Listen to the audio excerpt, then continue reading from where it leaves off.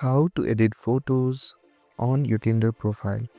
So first, open the app if you haven't already. Then your home screen should look something like this. Here, you'll see 5 options on the bottom of your screen. Simply tap on the profile option located on the bottom right corner. After tapping on it, you'll see many options on your screen. Simply tap on the edit profile option, which is right below your name. After tapping on it, you'll see an add option on the bottom of your screen. From here, you can either delete by tapping on the cross and tapping on delete photo, or you can either add a new photo by simply tapping on the plus icon, then tapping on OK and selecting your photo from a gallery which you would like to upload. And it is that easy. If this video helped you, don't forget to like, share and subscribe and hit that notification bell so you don't miss any of our videos.